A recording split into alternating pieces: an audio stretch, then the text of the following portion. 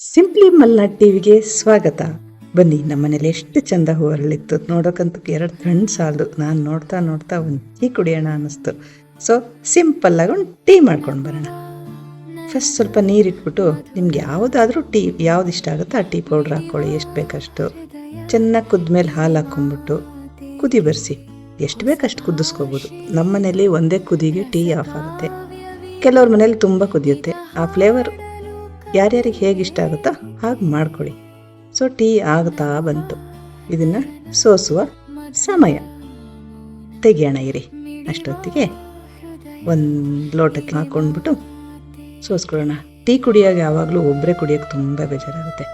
So ನನ್ನ ಮಗಳು ಇದ್ಲು, ಅವಳಿಗೂ ಟೀ ಮಾಡಿಕೊಂಡು ಅವಳನ್ನು ಕರೆದೆ, ಬಾಮ್ಮ ಟೀ ಕುಡಿಯೋಣ ಅಂತ. ಸೊ ಹೋದ್ವಿ. ಆ ಟೀ ಇಟ್ಕೊಂಡು ಆ ಹೂ ನೋಡ್ಕೊಂಡು ಟೀ ಕುಡಿದ್ರೆ ಎಷ್ಟು ಚೆನ್ನಾಗಿರುತ್ತೆ. ನಿಮ್ಮ ಮನೇಲೂ ಯಾವುದಾದ್ರೂ ಹೂ ಅರಳಿದೆಯಾ? ಟೀ ಮಾಡ್ಕೊಳ್ಳಿ, ಹೂ ನೋಡಿ, ಮನಸ್ಸಿಗೆ ಉಲ್ಲಾಸ ಸಿಗುತ್ತೆ. ಹೂ ನೋಡ್ತಾ ಟೀ ಕುಡೀರಿ, ತುಂಬ ಚೆನ್ನಾಗಿರುತ್ತೆ. Thank you.